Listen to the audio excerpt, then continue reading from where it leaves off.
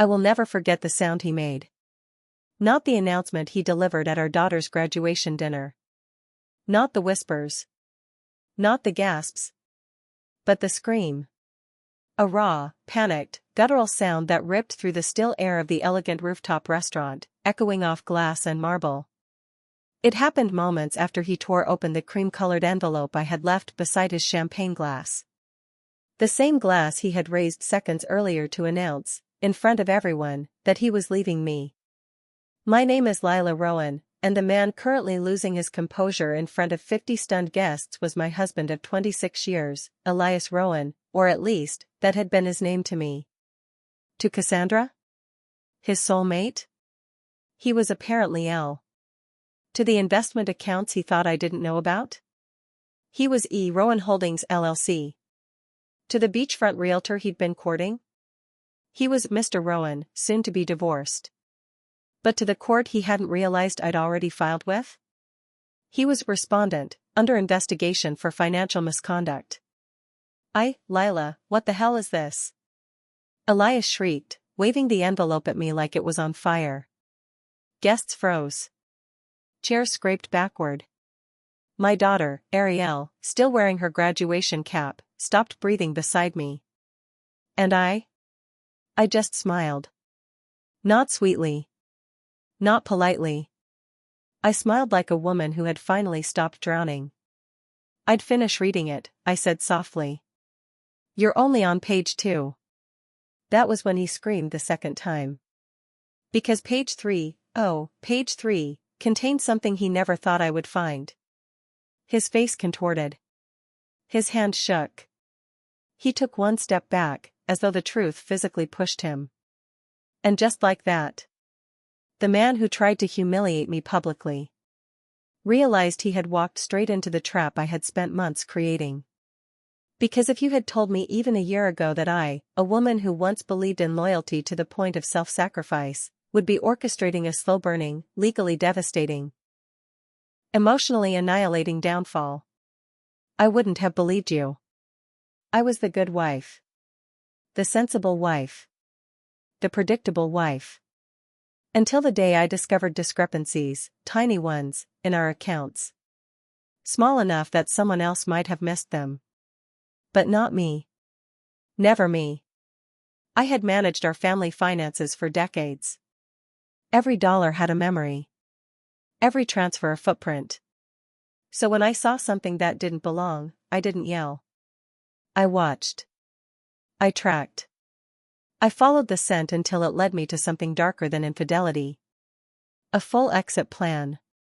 An exit plan funded with our money. An exit plan I wasn't supposed to survive financially. And worst of all? He planned to unveil it during our daughter's graduation celebration. The milestone I had saved for, supported, and sacrificed for. The night meant to honor Ariel's brilliance. He had chosen to honor his own selfishness instead. He thought I'd crumble in front of everyone. He thought I'd beg. He thought he knew me. He didn't. Because 3 months before that night, something in me snapped awake. I became someone else. Someone sharper. Someone colder. Someone who understood that betrayal was not something you reacted to. It was something you strategized around. I hired a private investigator. I consulted a forensic accountant. I consulted 3 attorneys before choosing the one he would least expect. And worst of all, I learned exactly what he had been hiding. But none of that, not the affair, not the money siphoning, not the lies, prepared me for what happened next. Because when Elias screamed that night, after reading the envelope, I knew he had reached the page that revealed the one secret he never wanted anyone, including Cassandra, to discover. A secret that changed everything. A secret that meant Elias wasn't just leaving me. He was running. Running from something far more dangerous than divorce. Far more explosive than infidelity. Something I had uncovered. But he thought he had buried. And that? That was only the beginning. Elias didn't move at first. He just stood there in the center of the rooftop restaurant. The same restaurant he had chosen for our daughter's celebration. The same place he planned to use as his personal stage to discard me. Frozen like a man staring into the headlights of an oncoming truth. His fingers twitched around the papers he'd been so eager to open moments earlier. Guests whispered. Tables shifted. Even the violinist stopped mid-song, bow hovering in midair, sensing something in the air that was no longer music. And then Elias staggered back 2 full steps. His eyes locked on me. How did you find this?" he whispered. Not shouted. Not demanded. Whispered. As if saying it too loudly might bring the walls crashing down.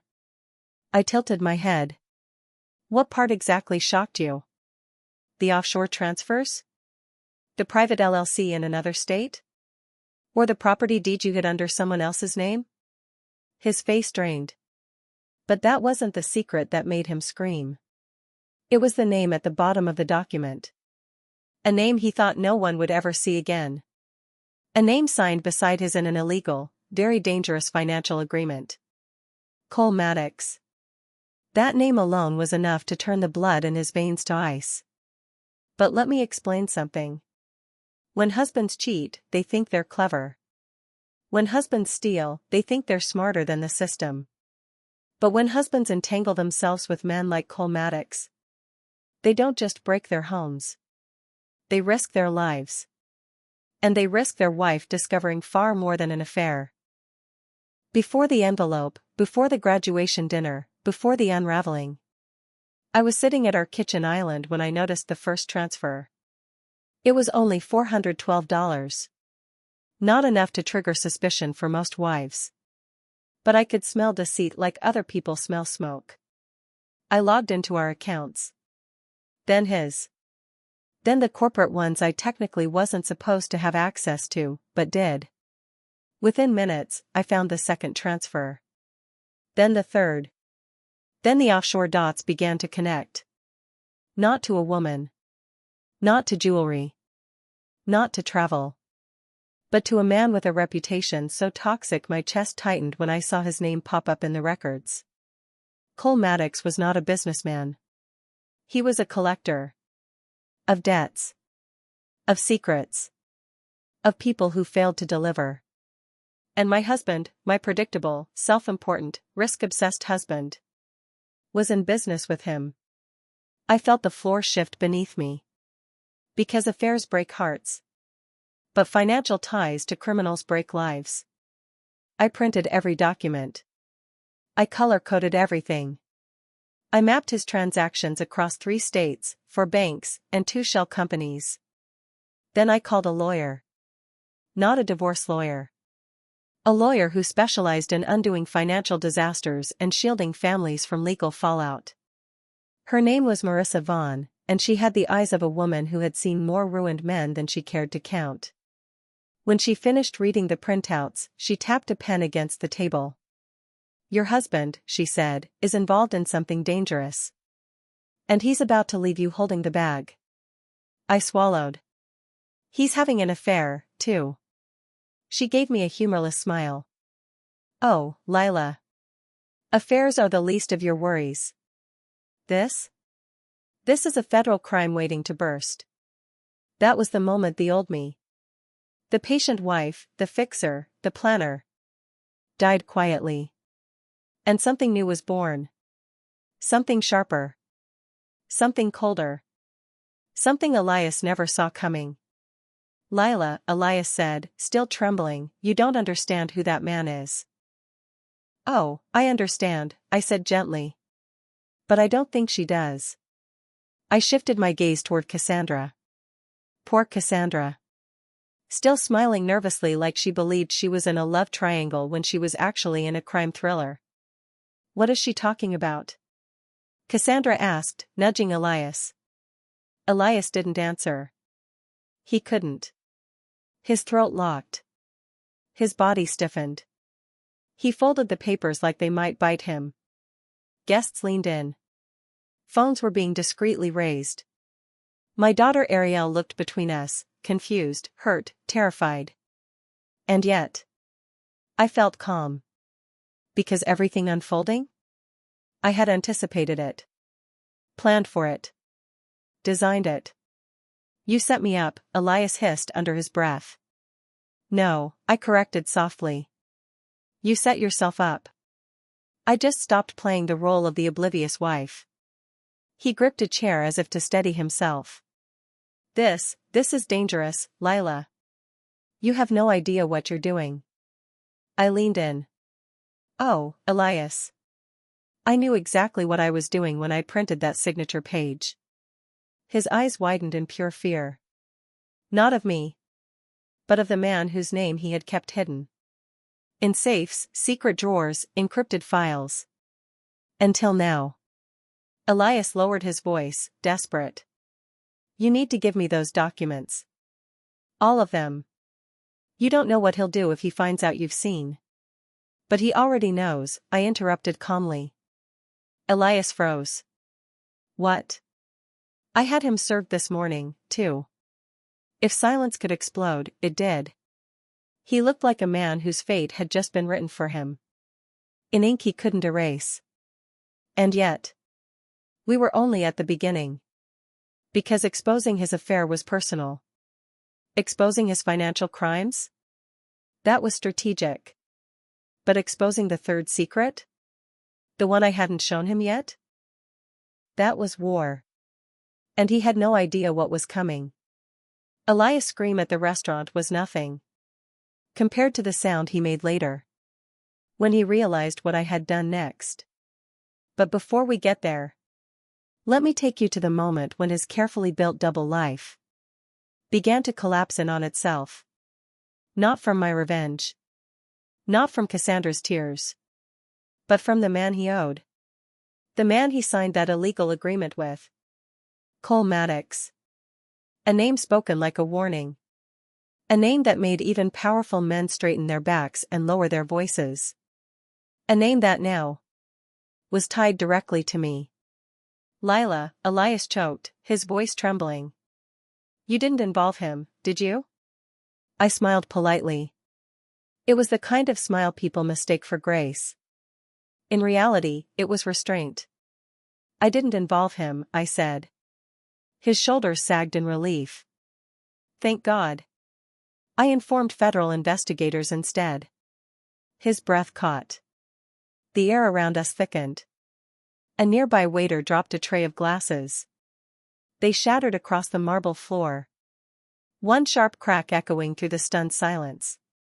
Elias' pupils constricted as sweat formed along his hairline. Lila, he whispered, you don't understand what you've done. But I did understand. Perfectly. Because I hadn't gone after Elias to hurt him. I went after him to protect myself. And more importantly, to protect Ariel. If authorities discovered Elias' secret accounts on their own, our entire family could have been implicated. But if I reported them first, I became the whistleblower. The protected party. The victim of spousal financial abuse. Marissa, my attorney, had coached me through every step. Every form. Every timestamp. Every screenshot. So when Elias staggered and grabbed the back of a chair to steady himself, I didn't flinch. I didn't comfort him. I watched. For the first time in our marriage, I wasn't his shield. I was the storm coming toward him. Cassandra finally found her voice. Elias, she said shakily, what is she talking about? What investigators? He ignored her. She tugged on his sleeve. Elias. I said not now, he snapped, louder than intended. Heads turned. Cassandra went pale. My daughter Ariel's jaw clenched. The humiliation Elias planned for me was now boomeranging back at him. With perfect, poetic symmetry. You're a liar, Cassandra whispered. You told me your accounts were clean. You told me you had everything under control. Elias was unraveling. He looked at her like she was a problem to be solved. Not a person he'd betrayed. Cassandra, for once in your life, shut up. That was when Ariel stood. Don't talk to her like that, she snapped, surprising everyone. Even me. My sweet girl, who rarely raised her voice, was trembling with fury. Don't talk to any woman like that, she added, louder. Elias froze. And behind me, several women clapped quietly. He looked around, realizing the tide had turned. He was no longer the man people admired. He was the man people whispered about. The villain of his own story. And he knew it. He tried to follow me. Tried to grab my arm. Tried to threaten me with words he thought still held power. But I just smiled and said, "You should go home. Something is waiting for you there." He blinked. Confused. Scared. What does that mean?" "It means," I said as the doors closed behind me, "you're not the only one watching your accounts." And then I walked away. Into the warm evening air. Feeling something I hadn't felt in years. Control. But I had no idea just how wild the night would become. Because while Elias was screaming at the restaurant, another man was standing on our porch. Watching. Waiting.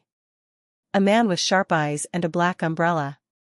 A man I recognized from the photographs Marissa showed me during our investigation. A man whose presence meant something serious. Cole Maddox had discovered the breach. And he wasn't here for Elias. He was here for the person who exposed him. Me. I had barely sat down on the edge of my bed in my sister-in-law Mila's guest room when the doorbell rang downstairs. Mila called up the stairs. "Lila? There's someone here asking for you." I froze. The clock on the wall ticked. Somewhere in the house, the AC hummed. A bad feeling curled low in my stomach. I walked to the top of the stairs. Mila stood at the front door, speaking to a tall man dressed in a raincoat despite the warm weather. He held a black umbrella in one hand. Closed but dripping water that didn't match the dry street behind him. His eyes lifted to mine. Dark. Calculated. Sharp as blades. "Mrs. Rowan?" he asked. Mila frowned. "She's not required to answer you." The man smiled politely. But it didn't reach his eyes. "I'm here about a mutual acquaintance. Someone whose name appeared somewhere it shouldn't have." I gripped the stair railing hard. "Who are you?" I asked, though I already knew. He stepped fully into the porch light. "My name is Cole Maddox." Mila inhaled sharply. I felt the blood drain from my face. Then he added, voice low enough that only I could hear, "And we need to talk. Before your husband makes things worse, for both of us." For a moment, I couldn't move. Not up the stairs. Not down them. Not anywhere. Because the man standing on the doorstep, the man whose signature sat beside Elias on that forbidden document, wasn't a rumor anymore. He was real. Calm. Dangerously calm. And he was here for me. Mila stepped between us, her protective instincts on full alert. "You can't just show up at someone's house," she snapped. "State your business and leave." But Cole wasn't looking at her. His eyes stayed fixed on me, studying me with unsettling focus. As if he already knew the shape of my fear. "You're smarter than your husband," he said evenly. "You found something you weren't meant to find. And that puts you in a very interesting position, Mrs. Rowan." I swallowed hard. "What do you want from me?" He tilted his head slightly. "A conversation. Preferably before your husband does something irreversible." Mila crossed her arms. "You're not talking to her alone." Cole nodded politely. "As you wish. I'm not here for hostility. I'm here for clarity." Everything about his tone made my nerves tighten. Not aggressive. Not threatening. That was what made it worse. The most dangerous men don't raise their voices. They speak like everything is already decided. We moved into Mila's living room. She stood behind me like a silent guard. Arms folded, jaw set. Cole remained standing. He pulled a folded document from his inner coat pocket. The same type of embossed, notarized sheet I had found in Elias' safe. He laid it gently on the coffee table. "This," he said, "is a business agreement your husband signed 2 years ago." My pulse thudded in my ears. He slid the paper toward me. Mila stepped closer, ready to intervene. But I held up a hand. Cole wasn't unhinged. He wasn't impulsive. He was controlled. And men like that never act without purpose. I opened the document. The signatures were unmistakable. Elias Rowan. And Cole Maddox. But there was a third signature I had somehow missed before. A signature that didn't belong. A name that sent a cold shiver down my spine. Ariel Rowan. My daughter. My child. Her signature, slanted, practiced, familiar, sat beneath a line labeled Beneficiary Witness, Proof of Identity. "What is this?" I whispered. Cole didn't blink. "That's what I'd like to know." Mila gasped. I felt my stomach twist violently. "He wouldn't," I whispered. "He did," Cole said. "When I received this copy, I believed it was legitimate. Only recently did I discover your daughter had never met me. So the signature had to be forged." My breath caught. Elias didn't just lie. He didn't just cheat. He didn't just steal. He dragged our daughter's identity into his illegal dealings. My hand shook. Mila whispered. "Lila, he forged her name. On a criminal contract. And just like that." Something inside me shattered. Then reformed. Harder. Sharper. More determined than before. "What exactly did Elias agree to?" I asked. Cole's expression tightened. "He borrowed a substantial amount of money. 6 figures. I went cold. Mila's hand landed on my shoulder. Cole continued. "He intended to invest it, flip it, and return it quickly. But he lost it. Every dollar." My heart thudded. "And the property he was looking at with Cassandra?" I asked. Cole nodded slowly. "Bought with my money. Or rather, the money he was supposed to repay me with." Mila whispered a curse under her breath. "Why come here?" I asked. "Because your husband is now pretending he never agreed to anything," Cole said. I clenched my jaw. "Of course he is." "And because," Cole added, his voice low, "the document you exposed tonight? It has now made its way to people who are less patient than I am." I froze. "What people?" He stepped closer. "The kind who don't care who gets hurt as long as their money comes back." Mila stepped forward, outraged. "You're threatening her?" No, Cole actually looked offended. "I'm warning her. She is now involved whether she likes it or not." He leaned down slightly, locking eyes with me. "You blew open the door he was hiding behind. Now others can walk through it." My breath caught in my throat. "What happens now?" I whispered.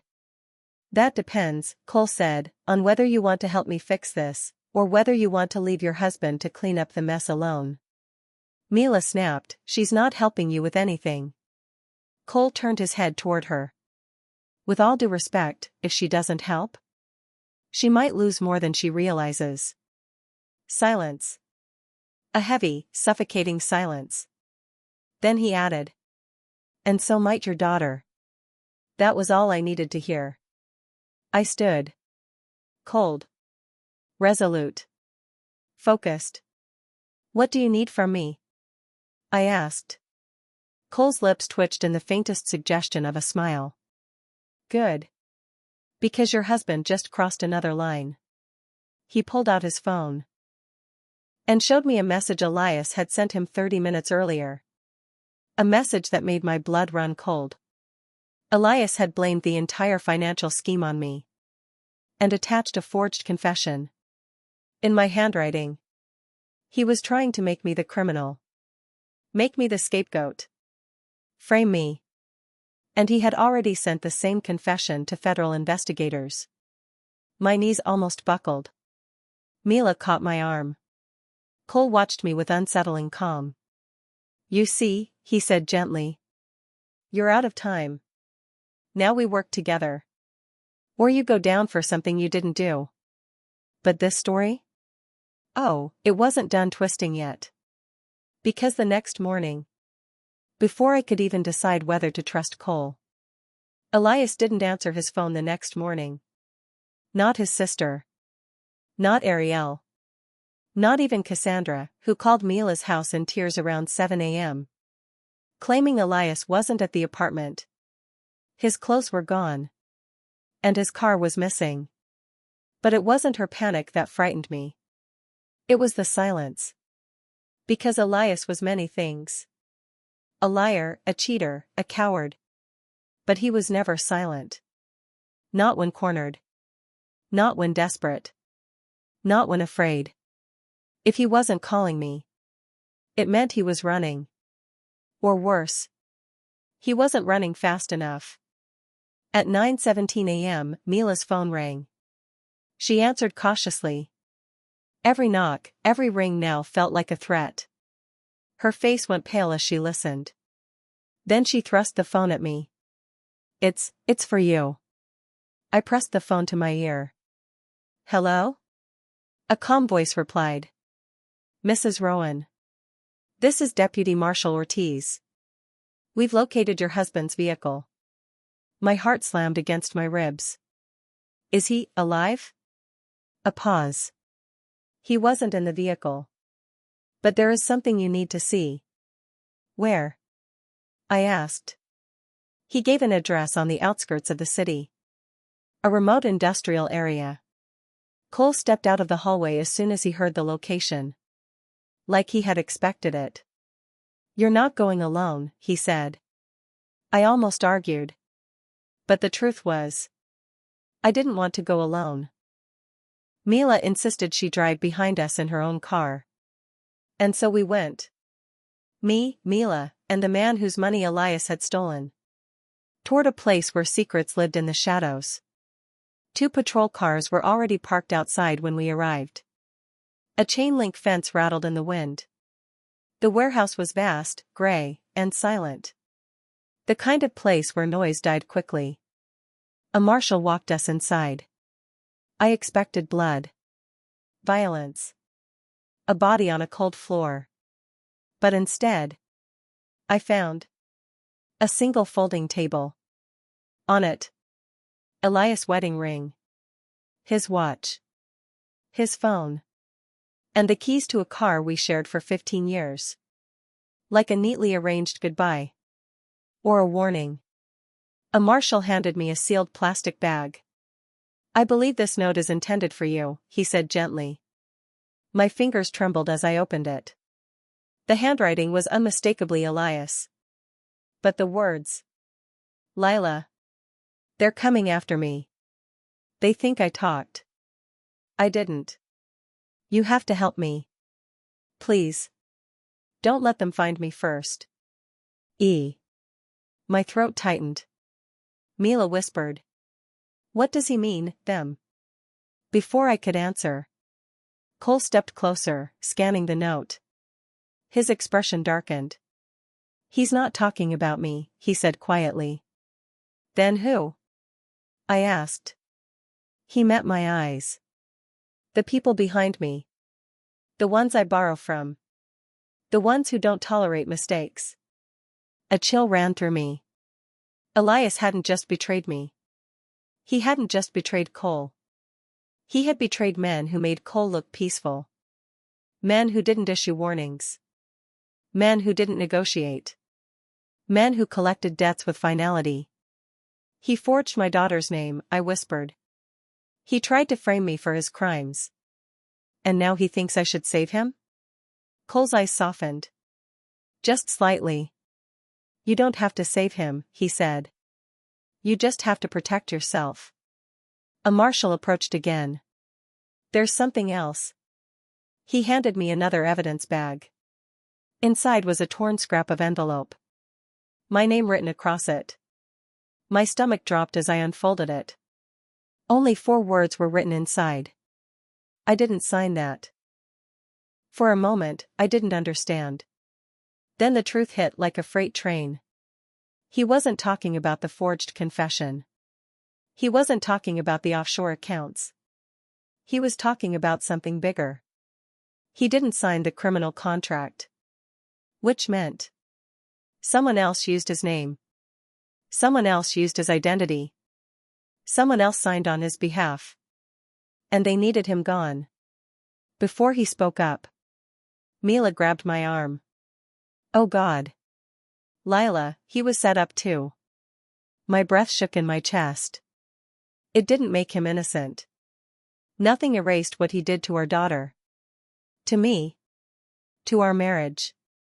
But the man behind the fraud, the mastermind, wasn't Elias. And suddenly the warehouse felt colder. Every shadow deeper. Every echo sharper. Cole cursed under his breath.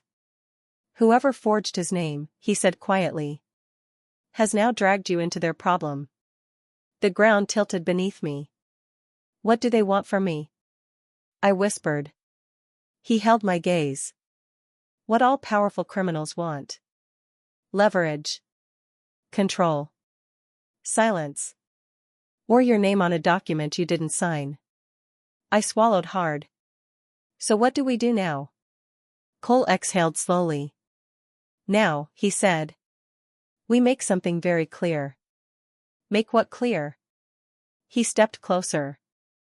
That you will not be the next person who disappears. Elias resurfaced 3 days later. Not dead. Not injured. But standing on my doorstep. At dawn. Disheveled, shaken, aged 10 years and 3 days. His eyes locked onto mine. Not with anger. Not with guilt. But with terror. Lila, he whispered. They're coming. Not for me. For you. My stomach twisted. What are you talking about? I whispered. I didn't sign the contract, he said. Someone else did. Using my name and hers. He gestured toward Ariel, who had come downstairs behind me. My heart stopped. Hers? I breathed. You mean, my daughter? He shook his head violently. No. Not Ariel. Someone else. Someone using her name. Someone pretending to be her. What? Who? He swallowed. Your sister. Mila froze in place. Ariel gasped. I stared at him, unable to process the words. My sister? Mila. Elias nodded slowly. She forged my signature. She forged Ariel's. She approached those men pretending to be your daughter's guardian. To guarantee the agreement. And when the deal failed, she framed me. And then, she framed you. My mouth went dry. I turned to Mila. Her expression was blank. Emotionless. Unmoving. Mila, I whispered. She smiled. A slow, cold, devastating smile. I warned you, she said softly. Some people don't survive betrayal. What followed was a storm. Federal warrants. Arrests. Confessions. A family betrayal deeper than my marriage ever was. No one saw it coming. Not even me. Elias and I finalized our divorce with conditions that protected Ariel and ensured our safety. Mila was taken into custody. Her web of fraud, identity theft, and financial manipulation spanning years. She had used our trust to build her empire. And planned to use Elias as the fall guy when it collapsed. She never expected me to uncover the one document that doomed her. The contract. The signature. The deal she forged. The deal that bore my daughter's name. Elias fled the state soon after the trial. Not running from law enforcement, but from the enemies Mila had made. And me? I rebuilt. But not in quiet. I opened a new firm. Rowan Solutions. Dedicated to helping women escape toxic financial entanglements. My first seminar? How to protect yourself from the people you love most. Because betrayal doesn't always come from husbands. Sometimes it comes from blood. Sometimes it comes from people who call you sister. Sometimes it comes while you're helping them open a bottle of wine. But me? I survived. And not just survived. I rose. Please click the subscribe button, like, share and comment. This will encourage me to make more interesting stories. Also let's know where you are watching from. Thank you and see you in the next story.